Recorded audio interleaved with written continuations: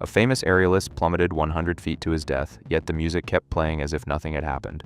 And this is just the beginning of one of many disturbing talent show accidents we're covering today. Mad Cool Festival, Madrid.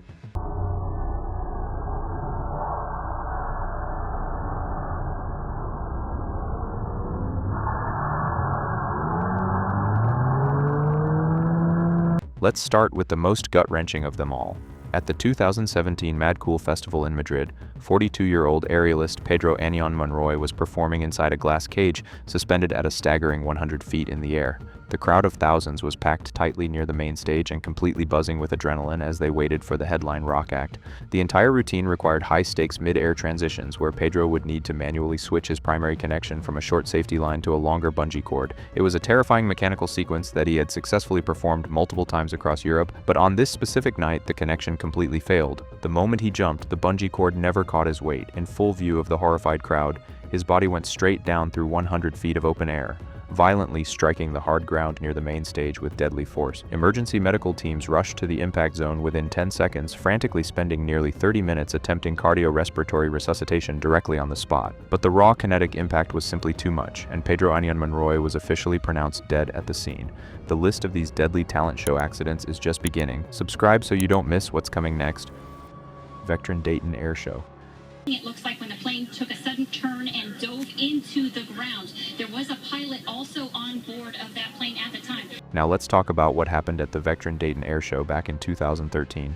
This show took place in Ohio, where celebrated wing walker Jane Wicker was performing her signature death-defying stunt known to aviation enthusiasts as the on top of the world stunt. This performance was famous for its complete lack of safety equipment, as Jane was known to perform this complex high-altitude choreography without a safety harness or a parachute. The exact stunt called for her to climb completely out of the cockpit and sit completely upright on the underside of a 1941 Boeing Stearman biplane wing while the aircraft, named Aurora, rolled completely inverted. Tens of thousands of spectators were there, and many families even brought their children. Jane was performing alongside seasoned aerobatic pilot Charlie Schwanker. As the biplane leveled out for a low-altitude inverted pass along the runway, something went horribly wrong with the flight physics. The aircraft descended significantly lower than its planned flight path and was traveling at a dangerously low airspeed, leaving absolutely zero margin for any aerodynamic recovery. As the biplane rolled inverted, the lower wingtip aggressively clipped the solid runway. The entire aircraft cartwheeled violently at high speed, instantly breaking apart on impact and erupting into a massive, blinding fireball. Both Jane Wicker and her pilot were instantly incinerated in full view of the stadium crowd. Seconds before the crash, the atmosphere had been festive, but now it was full of panic. Teesta River Daredevil Challenge.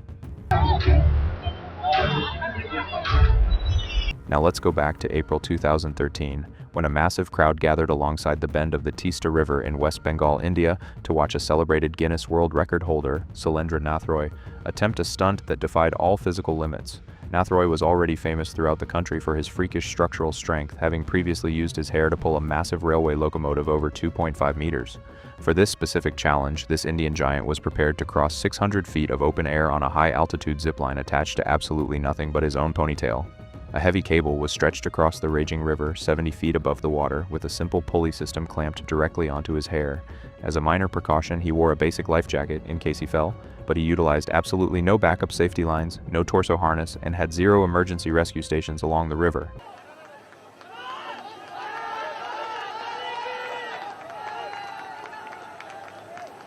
As Nathroy clipped in and launched off the platform, thousands of spectators held up their phones to take video.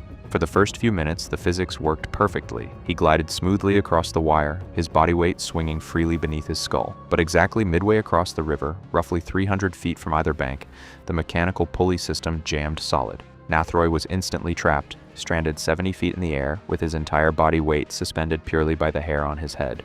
The crowds below did not comprehend the danger. They assumed that the sudden pause was deliberate and a show of his strength.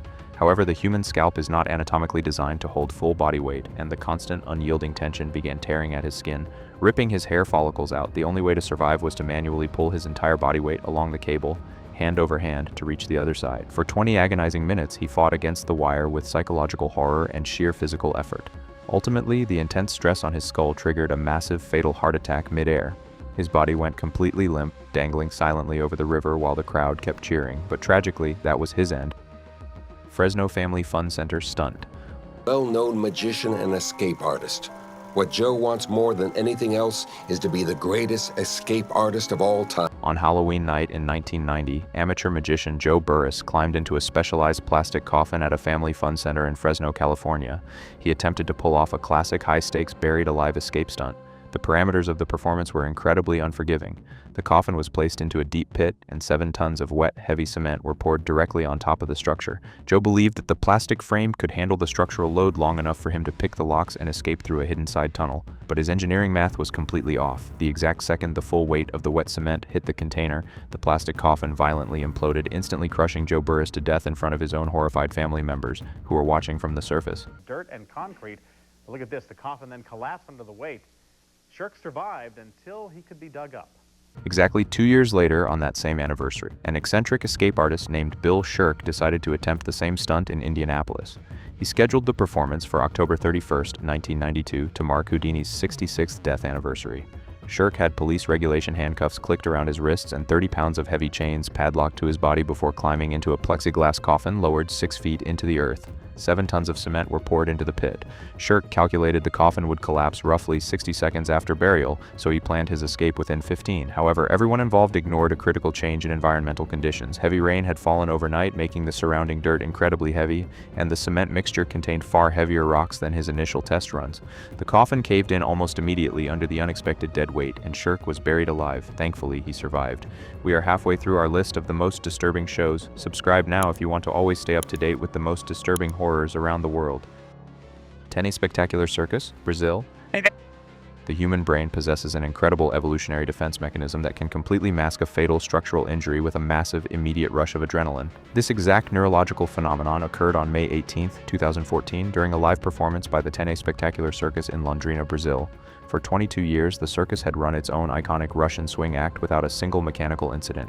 The performance utilized a huge pendulum swing to launch acrobats 8 to 9 meters into the air, where they could perform complex aerial flips before dropping into the safety net below. This tracking had to be precise. Here, 28-year-old veteran acrobat Wilson Gomez Barreto had successfully performed this exact choreography hundreds of times before. But on this specific night, his launch trajectory was completely miscalculated. Wilson launched far too wide, completely clearing the outer edge of the safety net and dropping straight down onto the unpadded solid wooden stage floor. The sound of his body hitting the floor echoed through the venue. Medics and a doctor from the audience rushed onto the stage expecting a catastrophic scene, but to everyone's shock, Wilson was conscious, alert, and tracking his surroundings. He pushed himself up onto his feet, walked around the stage, and complained only about a minor ache in his elbow. The audience let out a massive sigh of relief. Later, it turned out that the adrenaline had completely masked the pain of a severe traumatic brain injury that was actively bleeding out into his brain tissue. Over the next few hours, his internal condition rapidly worsened. Exactly 48 hours after standing up and calmly talking to paramedics on live television, he was pronounced dead from internal cranial pressure. Vietnam's Got Talent.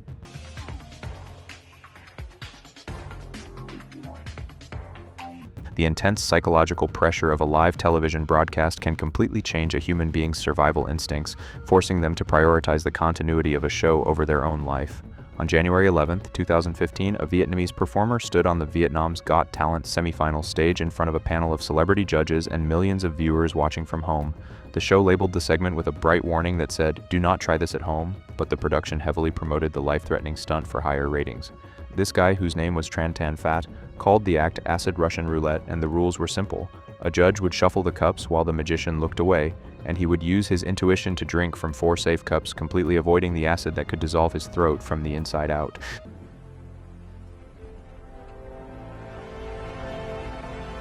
The game began and he successfully drank the first cup, but on the second selection, he made a fatal error. The exact moment the liquid hit his mouth, he felt an intense burning chemical reaction and instantly realized that he had just consumed sulfuric acid. Instead of spitting the liquid out, screaming for emergency medical care, or stopping the broadcast, the sheer embarrassment of failing on live television and the intense pressure of the studio lights forced him to freeze. He forced a smile, swallowing the corrosive chemical to keep the illusion of the trick alive. He then picked up the remaining 3 glasses of water and drank them one by one to wash it down.